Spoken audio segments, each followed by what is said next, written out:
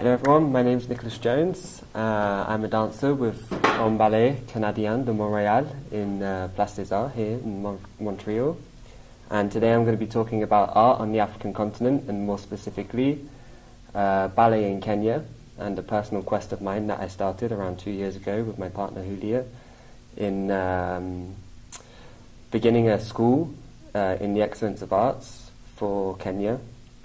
And trying to work with the Kenyan government and local NGOs in bringing that vision around. Yeah. And this, I'm going to show you now, I'm going to let it do the talking, is a documentary we made. We did a gala last year in Nairobi with children from the slums there. And we did workshops with the kids for a good week, training them and also training teachers there on the ground, so that when we leave, they have the tools by which they can teach the children ballet, modern dance, contemporary, and so on and so forth.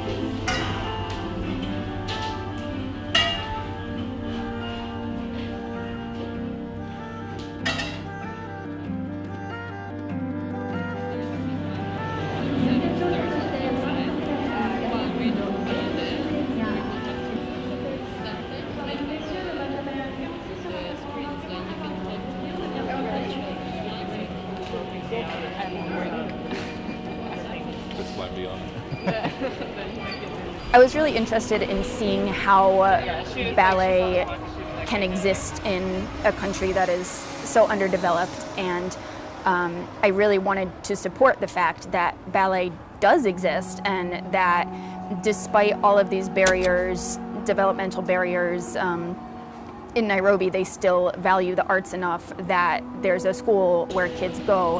And a lot of the times, you know, more developed, richer countries, their priority is on helping developing countries getting things like basic infrastructure, basic healthcare, basic, you know, things that absolutely are essential, and we need that. But I also believe that the arts are essential, and so anytime that we're putting arts up there as just as important as getting in highways and, you know, feeding like the human spirit, instead of just saying, all right, here are some staple crops, here's just, you know, the bare minimum for life, because I don't think that life is living if all you're doing is surviving and subsisting like day to day, and the arts can really bring you out of that, that level of just survival. And so that's why I wanted to come and kind of grow this culture of arts and that human spirit that ballet can provide, and provided in my life and can provide in other people's lives.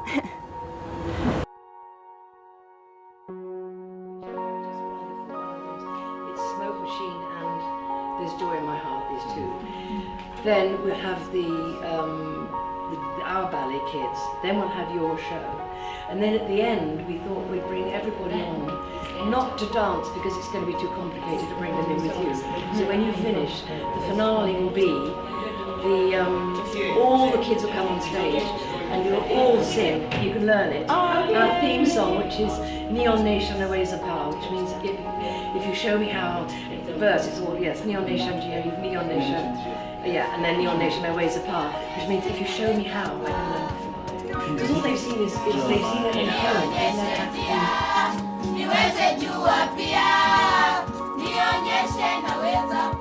Because I wanted to distract you. It takes a bit of difference. Yeah.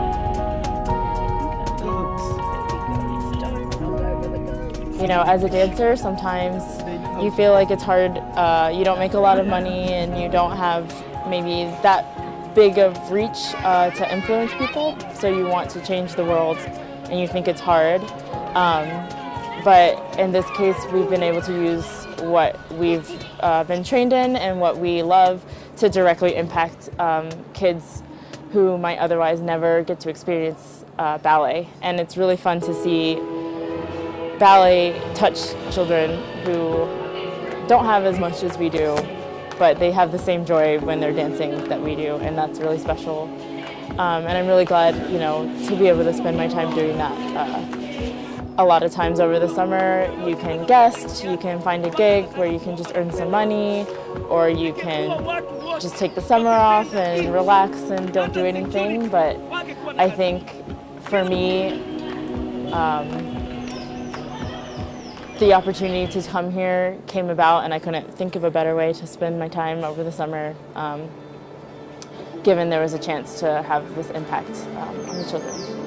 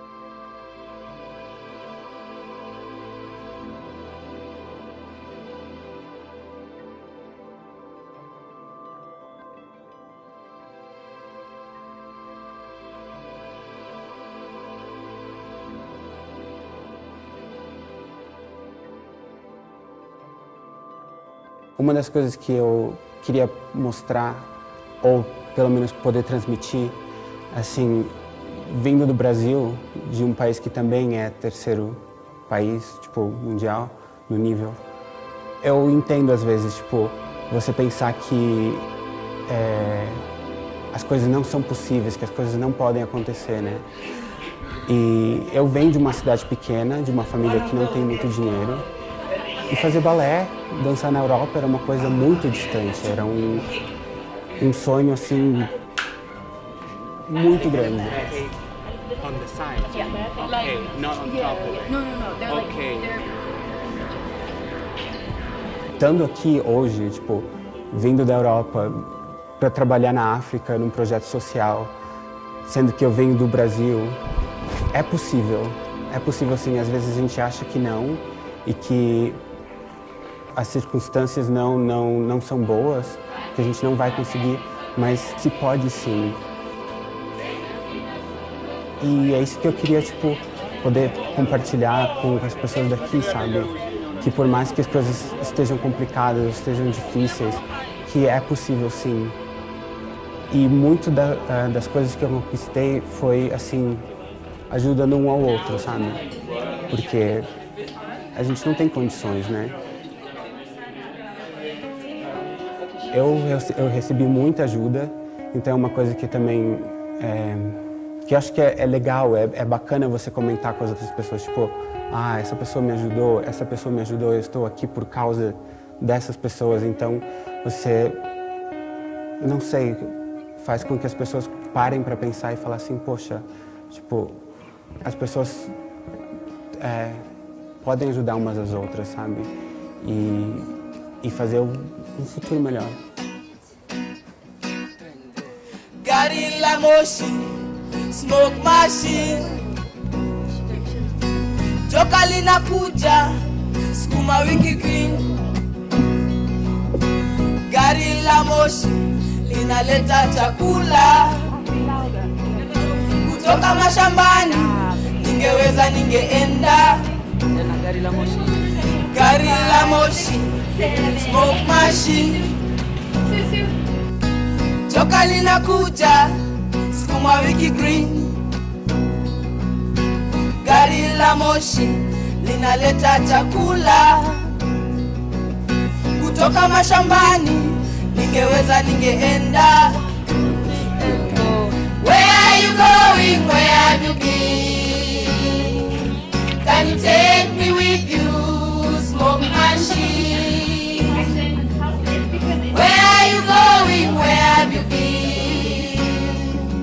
Can you take me with you, smoke machine? Yo creo que se conoce cada vez más y ahora cuando hagamos la gala yo espero y tengo la fe de que vamos a tener mucho público y cada vez que alguien nos ve con los niños siempre están interesados y quieren saber qué es lo que estamos haciendo, entonces yo creo que es algo que sí que tiene mucho interés aquí en Kenia y creo que sí que hay un futuro en el ballet porque los niños se les ve con muchas ganas y incluso los padres siempre están interesados en traerlos y yo creo que sí que hay un futuro. Va a necesitar varios años porque todo conlleva su tiempo, pero yo creo que sí que es posible. Where are you going? Where have you been? Can you take me with you, smoke machine? Where are you going? Where have you been? Can you take me with you, smoke machine? Smoke machine, smoke machine, smoke machine, smoke machine, smoke machine.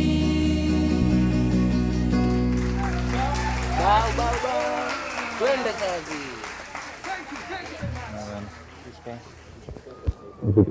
Let me know when you're around in Germany, yeah? Yeah, we'll do. Yeah. Write to me when you're back and safe trip. But don't get for it and it's not worth it. I'll just prolong it till tomorrow or something, or till the next day. Yeah. See if you're up for that. Yeah. It's been beautiful, man. Thank you. Yeah, maybe that's both. And yeah, let me know next year when you're around. Yeah, for sure. Yeah, I'd like to come up for a bit.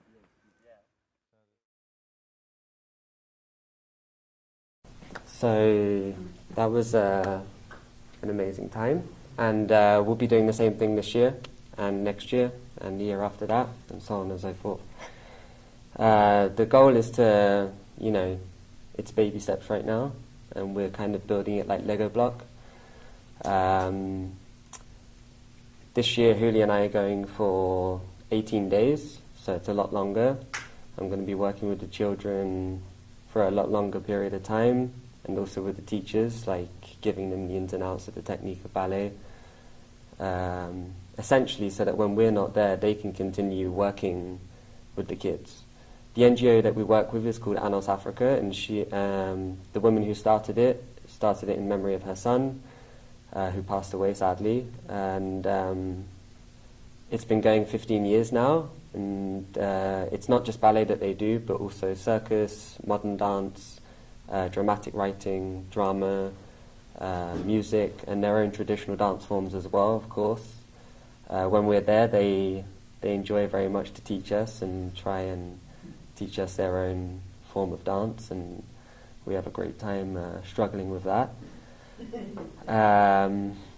The coordination is quite something.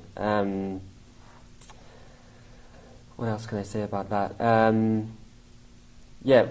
The next goal would be a festival, and the end goal is, like I said, to create a school based around the arts in its totality. And I'm looking at like a 5 to 10 year sort of time period to get that done. And we'll see how that goes. Now I'm going to talk to you guys about a brief history of ballet. I say brief. You'll decide that.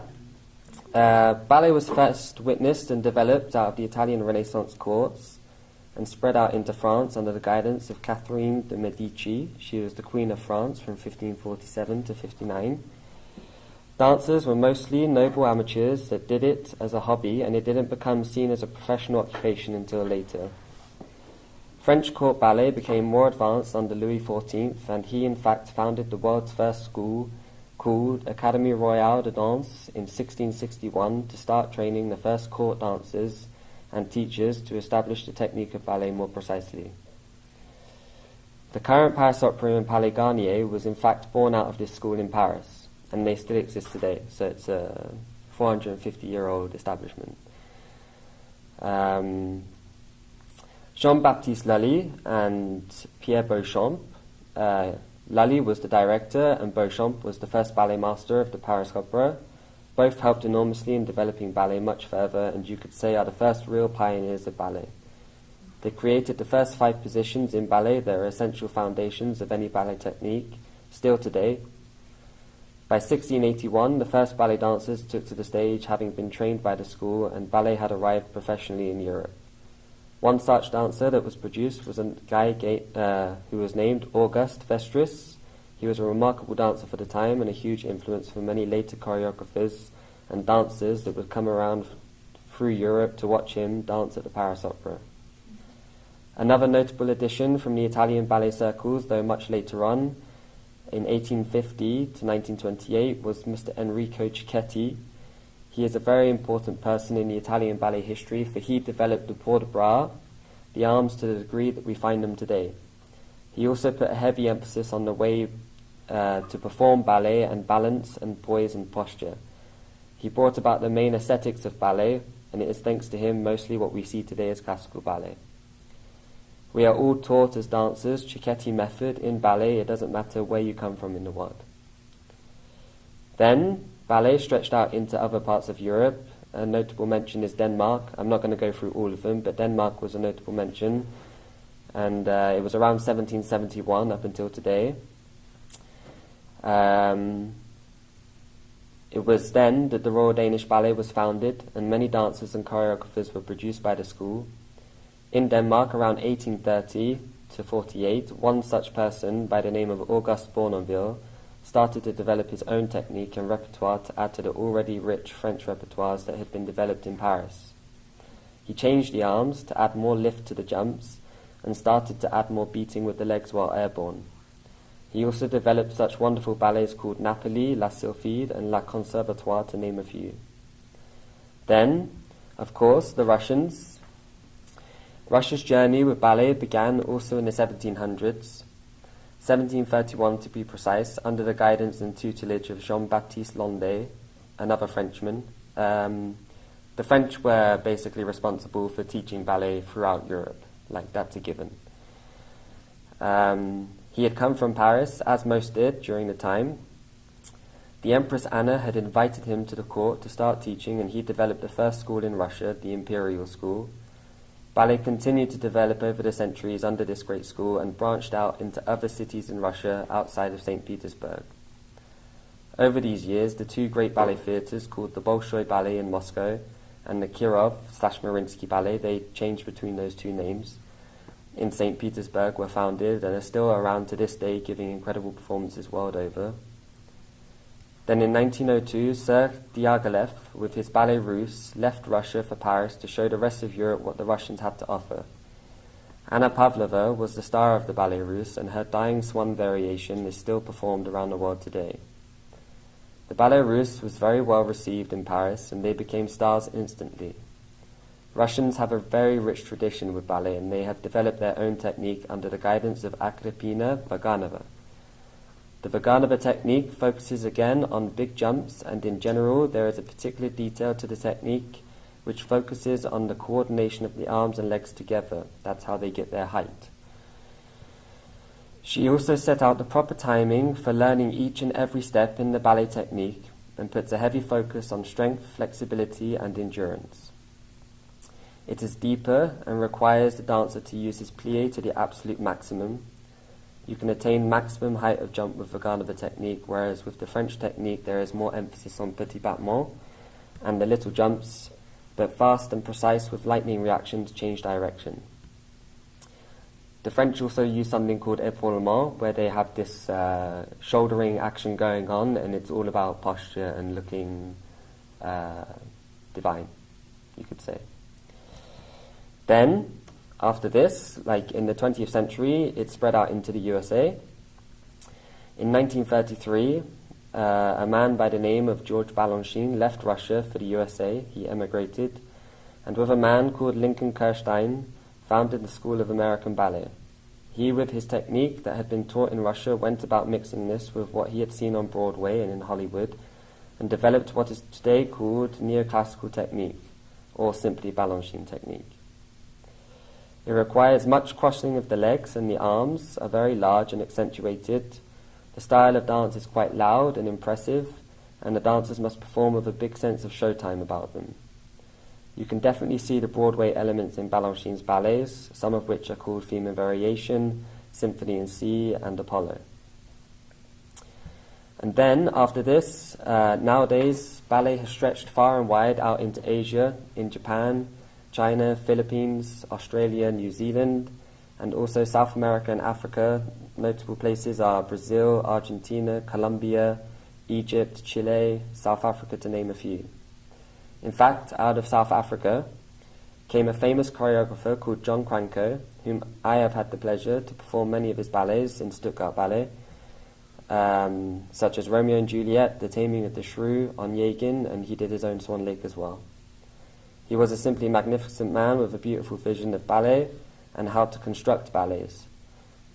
So as you can see, ballet has continued to evolve even out into other forms of dance also, such as contemporary dance and modern dance.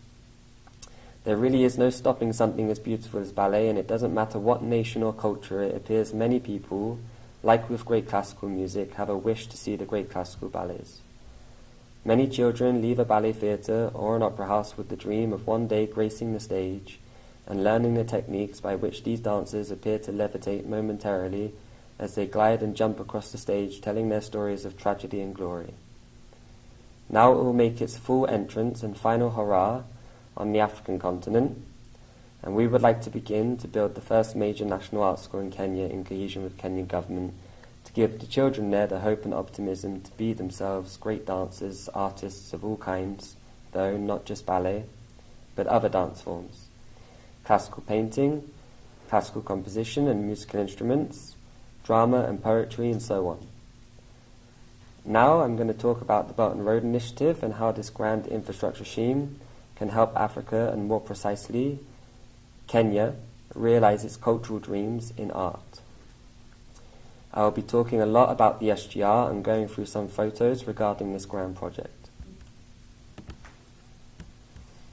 So, in Kenya, I don't know if any of you have heard about the SGR. It's a train that was recently just, back in July 2017, it was completed, actually 9 months early by the Chinese, well, not the Chinese government, but actually I'm going to bring that up here.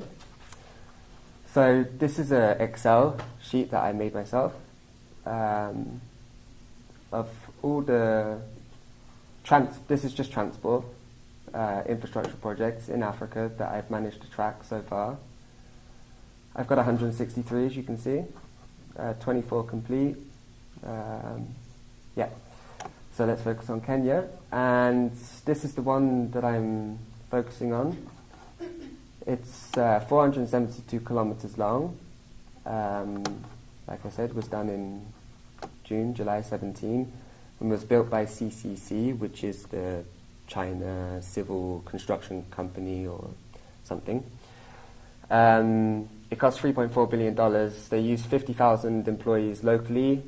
Already in its first year of operation, it made $100 million. That's just direct money made. But the Kenyan government has already equated that within its first year of operation, it added about 1.5 to 1.7% of GDP. Now that's just the first year. And of course, like when I was there, Julie and I got the pleasure to ride on it. And of course, I went around the train and asked people what they thought about it. everybody was overwhelmed by it, as you can imagine. Kenya hasn't had something like this built for 120 years. Since the British were there, we brought a train that was called the Lunatic Express. It was called that for obvious reasons. Things didn't go so well. A lot of people died. And the way it was built under the terms of slavery and colonialism. Yeah, we won't go into that too much, but yeah. But when I was on the train, I spoke to the train stewards, and I was interested to kind of find out like what they're getting paid and if the work conditions are good, and so on and so forth. So they're being paid 60,000 Kenya shilling, which is about 1,000 euros a month, for 15 days of work, and the other 15 days they're free. Either they can stay in Mombasa or Nairobi, so they can take a quick holiday on the beach if they like. The SGR train has a first-class restaurant, which was very, very cheap, and the food was of an excellent quality. The security was brilliant. There are about, multiple checks before you get on the train. There's about 4 where you have to pass through the first military check. The dogs, they sniff you and everything and so on. But they're taking absolute care of it. Like, it's very well and systematically set out. The train staff were wonderfully friendly.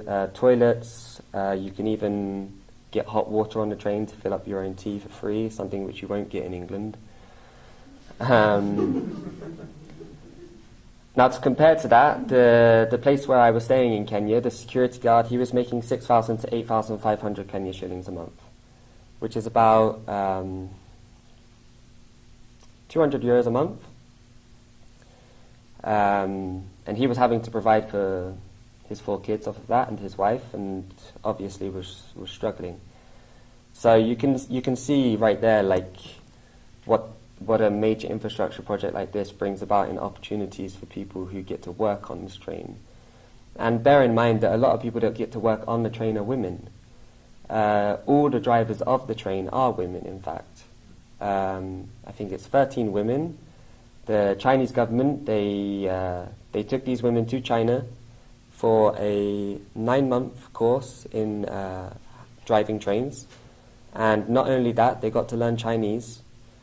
And there's a wonderful documentary which was done by Xinhua, and they,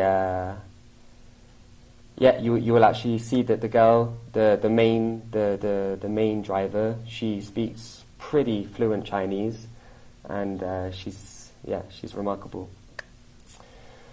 So I want to,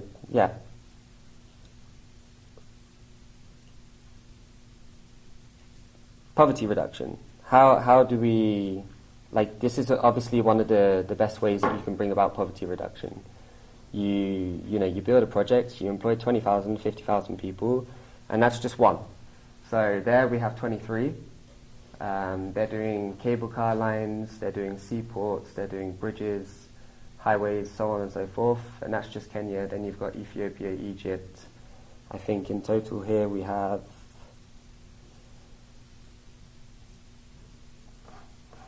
19 countries? Oh, no. 24. Togo is my last one. So, of course, as you can see, some countries are doing more than others. Nigeria actually has the most, 27. And already in Nigeria, you've got 7 that are complete. So there's no stopping the Nigerians. They have moved very fast. They just this year, actually, Nigeria, they completed 4 airports within the year, just like that. And go on YouTube, have a look at them. They're incredible, brand new, shining airports. These are things that Africans are just realizing now. Like, they've never had these kind of opportunities before. The British, when we were there, we didn't provide them with these opportunities. We were just taking, like as Matt showed with the pie chart earlier, with the mining, we were just taking the resources out of the country. There was no payback at all. What the Chinese are actually doing is offering Africa for the first time, like the potential to not simply just build them these things, but give them the tools, because there is a lot of transfer of technology as well, and there's a lot of training.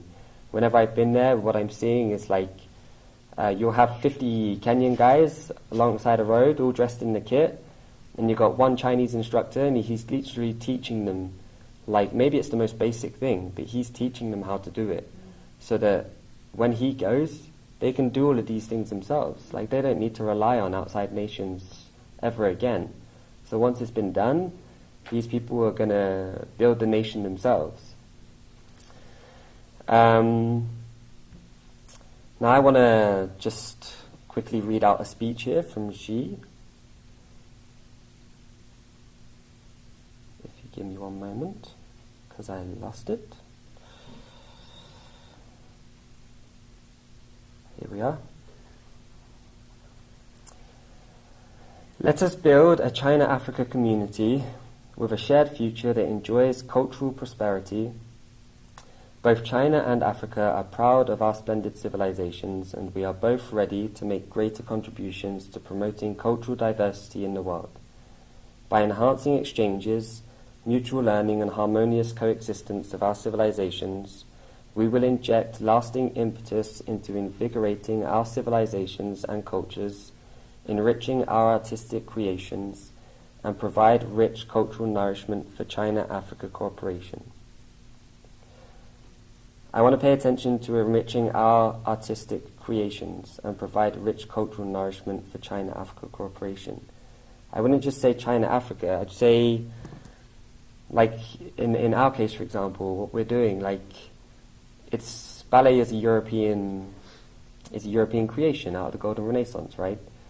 So by going there and working with the children, you're giving them the tools by which they can then, once they know how to do ballet, they know. Then they don't need me, a Western man, to teach them anymore.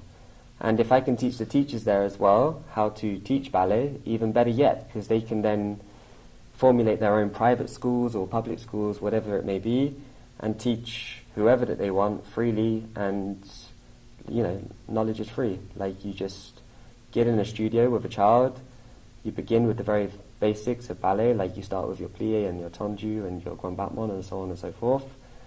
And these children, they are, like any children, hungry for education, hungry to know things. I often sit around tables with them and show them videos of Carlos Acosta, who is a great Cuban dancer, or I show them the Russian dancers or the British dancers and so on and so forth, just to make the point to them as well, like, everybody can do it. Like, anybody and everybody can do it. Doesn't matter what skin color you are, doesn't matter boy or girl. Actually, it's essential that it is boy and girl, given that one of the elements of ballet is pas de deux. So this cultural exchange between us, and vice versa, them teaching me about their dance, teaches me something new and fresh about dance in general and art in general. We spend our day, every day, coordinating ourselves, and then they will show me something, and I'm just like, oh, okay, go again. And I'll make them repeat it like 10 times until they get tired, and then I'll give it a go and absolutely be awful at it, and then they'll all be on the floor laughing at us, and you know, you feel you become a student as well, and the roles are changed all the time, no matter how old they are, whether they're 5, 10, 15, they have so much to teach me as well.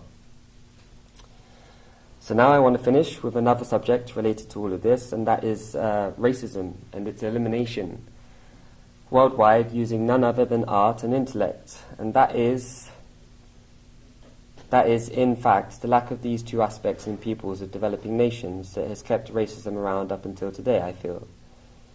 It is not, as the liberal Western system state, purely about good and bad individuals that propagate it. I must ask the question, where do we in this room think racism really stems from? Inequality? Then what kind? Wealth. But what kind? Is it money, intellect, culture, history, or all of those? For me, two in particular stand out and play the largest role, and they are intellect and culture. I will make the link today, and I would like to show people that it is culture and intellect and levels of culture and intellect that have brought about racism. So let's think about it first. Of course, people are not racist towards Europeans or Americans. Why would they? We had the Renaissance, we had the great Athenian culture, we had the peace of faiths, a time when Christianity and Islam reached a peace that lasted some 70 years or so. We had Charlemagne, we had Joan of Arc, we had the Industrial Revolution, and many great inventions and discoveries arise out of that. We had Shakespeare, Shelley, Schiller, Dickens, Goethe, and of course, Plato and Socrates, to name just a few. If Africa had had these contexts to fall back on, would anyone dare speak or think of Africa and Africans as they do? Well, the truth is, as Christine has shown us today, they do. It's only that history, for the past 500 or 600 years of history, have been dominated by Europe and the Americas mostly. And so it has led to a unilateral world order dominated by the West and Western values. But this is all changing now, with the rise of Asia, and thereon after the rise of Africa. Now, not that this was necessarily the intention all along, and many great leaders tried to change the course of history. Take Franklin D. Roosevelt. He tried and spoke very fondly of doing great things in Africa. In his son's book, Elliot D. Roosevelt, it is noted that when they flew over the Sahara together, Franklin saw great potential in this dry, deserted land and its huge expanse. He imagined what it had been like in the past, and what it could be like today with all its richness and wealth below ground, and on top. The man despised empire, and was a thorn in the side of the British Empire. In fact, he and Winston Churchill, contrary to popular belief, did not see eye to eye on more than one occasion, and Roosevelt often told Churchill that the British Empire had to change its ways and give independence to the multiple colonies of the empire world over, and bring about also economic nourishment to these nations. So the reason today Western man is and can be racist, even if unintended, is because there is an inequality worldwide in levels of literacy and education, so to speak. And that is where the problem lies, I feel.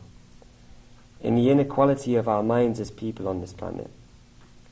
If a man is illiterate, then a literate man will of course see the illiterate as below him. Why, of course, a man or woman who speaks, reads and writes is a man or woman who can educate themselves to whichever standard they so choose, whereas a man or woman without this is incapable of such things. So let's change that all. Let's make it our goal in this time and age that all men and women on this planet become literate, and after that masters of their industry or art.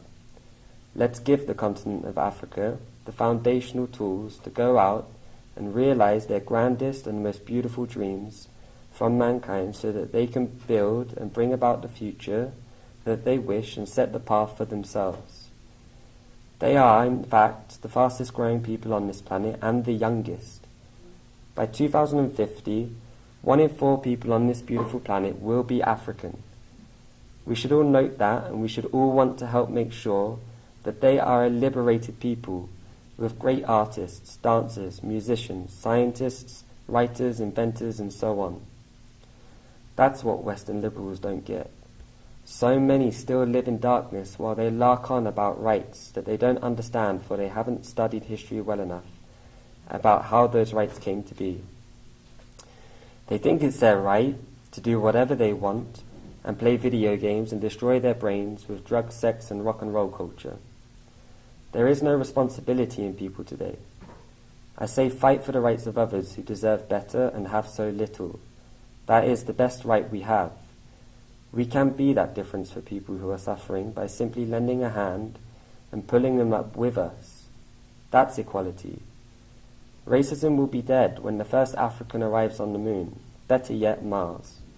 Or when you have the first Kenya National Space Association. The new Silk Space Road is what it should be called.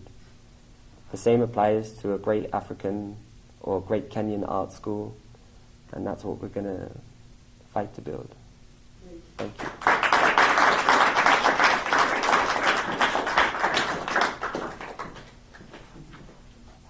So yeah, I wanted to show you guys some pictures of the SGR. Okay, right at the beginning. Hang on. Right, well, I'll just go through. So yeah, this is the SGR in Kenya. Can you explain the acronym, what it means? Or SGR? Standard Gauge Railway.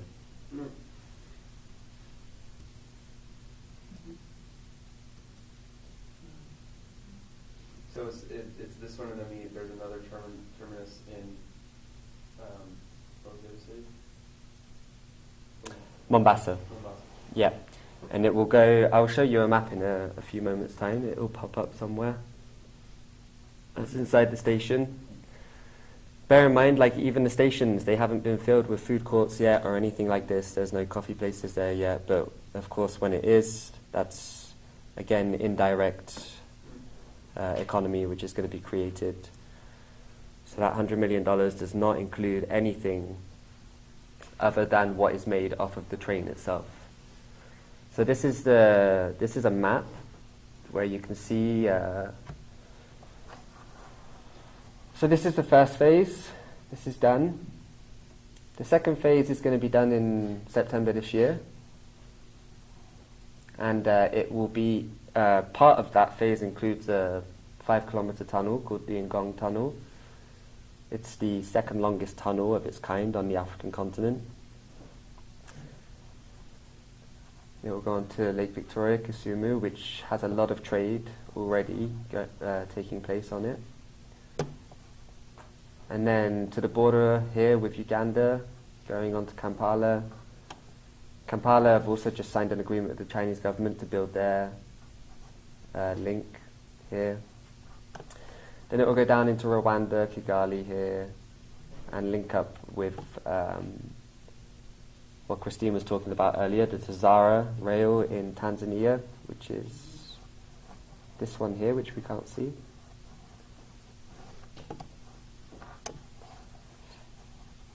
But yeah, you're looking at a kind of U. But it will also link up with, this is here, Lamu. This is a huge port is being built there as well. And this route here, going on to Sudan, is part of a corridor called Lapset, which is a huge development plan with I think 4 countries like Ethiopia, Sudan, South and North, and Kenya. And yeah, that's also already in motion. I'll go on with some pictures. So there you get an idea. It's a bit bigger. Dar es Salaam. So the Tazara actually comes this way into Zambia here. Yeah.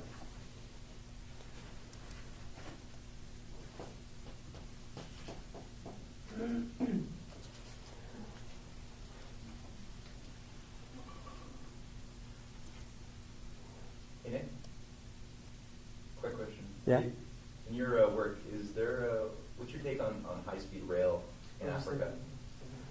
Yeah, actually, we're talking about it in the African Union, I don't know, 4 days ago. And a guy called Raila Odinga from Kenya, he's the current head of the union, and he was saying about high-speed rail, and they were kind of talking about the fluctuation in the costs of the different rail schemes that are being built from country to country. And they were kind of trying to figure out a timeline of when they're going to have high-speed rail in on the African continent. Now that's already happened. Morocco, with TGV, they have a line from let me get this right, Tangier to Kenitra, and it will go on to Casablanca and Marrakesh, and yeah, down. So all the way through Morocco. Now, how that will link up, yeah, actually I have another picture, which I'm going to show you in a moment. But they were saying something between 5 and 10 years before they would have more high-speed rail basically coming. They don't have such a clear plan right now. I think the plan right now is literally just to build the lines themselves, because that's the thing about the SGR. All these lines can very quickly be upgraded to high speed. So it's not going to be like, once they've built them, it's not going to be a far stretch away to turn them into high speed.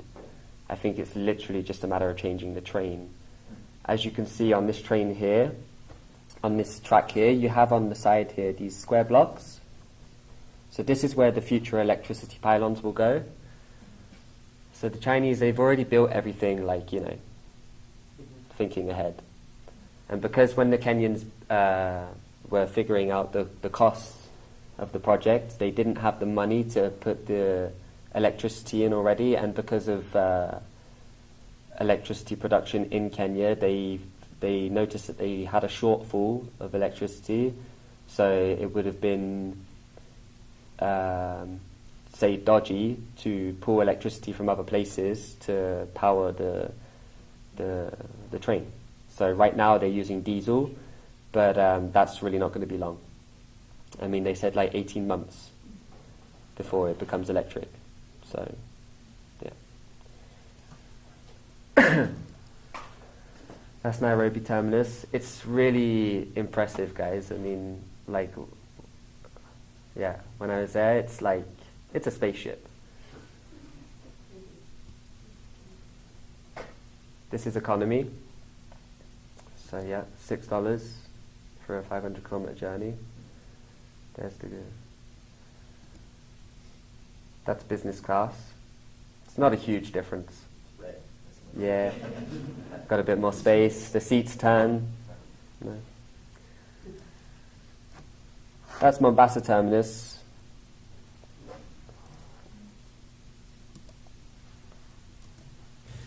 It kind of reminds me of like when they were building during American Western expansion, they would build the town halls far away from wherever people had already settled, because they knew that that's where the city would develop. Right. So this kind of idea of like envisioning into the future. Yeah, yeah. Yeah, I'm sure, like, look at this. I mean, this is Voi Station. Voi is a traditional place to take safari in Kenya. So a lot of people will, like, you can see around the surrounding area, there's not much. But there will be. Yeah. A matter of years, I would say. And every year I go back, like, things change, like, really fast. In Mali.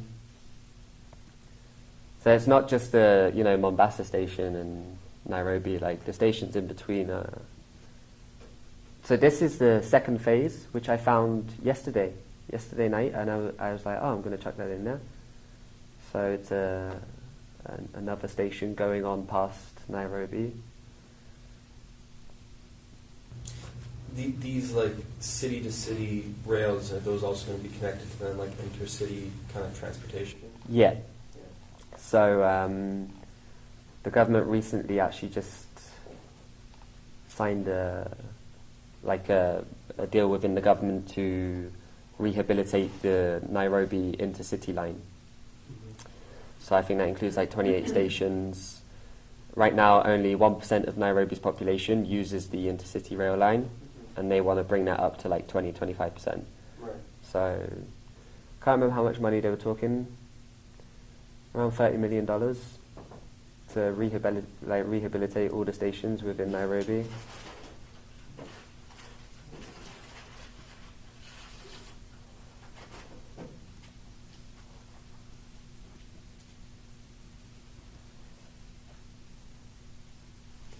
That one's really in the middle of nowhere. I mean, some of them, they're still connecting to roads and stuff. It's quite amazing. But it just shows you, like, the even though it's in the middle of nowhere, the fact that they put so much work into these behemoth structures indicates a view of, they obviously envision a much bigger city building program, right? Yeah. Of habitation and action going on in these areas. Yeah. So, they're thinking ahead. And it was so cool, like when they first opened it, they had like photography competitions, and there were all these young Kenyan photographers going from station to station, taking like their best, like, it was exciting stuff. If you look at old pictures of Pont Champlain, it used to just like end up in farmlands and swamps. There's nothing there. Yeah, just empty. Now it's all housing and commercial.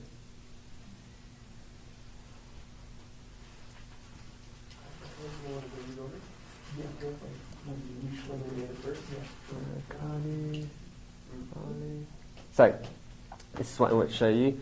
This is the ticket prices. So I can quickly do a quick... so Nairobi to Mombasa is 700 shillings, which is $9.30 Canadian. And if we do like... How many kilometers is that? What? How many kilometers? You said 472. When we do the conversion rate, like I know you said how much the people working on the train are making, and then you compared it to like, I think it was somebody working in a market or something like that, security guard.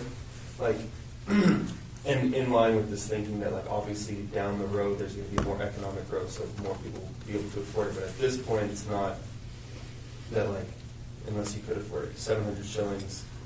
You said it was $8, but if people are making $1 a day in terms of... Yeah, I mean, that's within the slums. Yeah. So in the slums, you've got like 2 million people. It's the largest slum in the world. I mean, that's debatable. But Kenya has actually, like Nairobi has a huge middle class. Right. And the trains are around 97% full. So when I rode on it, like, it's crazy, like, it's frantic. I mean, actually, when you're getting on the train, like, it's a lot of people. Like, I think in their first year of operations, they transported around 250,000 people between Mombasa and Nairobi. So, yeah, it's a lot. And it's just one line, right? Like, it's, how many trains are doing a day? Like, 4. So, it's just 4 a day. One of them is express, so it stops at all those major stations that you see. And then another one is like more regional, so it stops at like 30 different stops or something. And you can see like the different prices if you would get out at Voi or Grande or so on and so forth.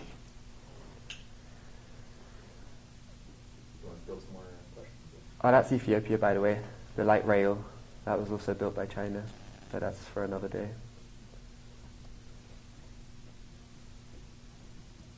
I mean, actually, that report... What is it?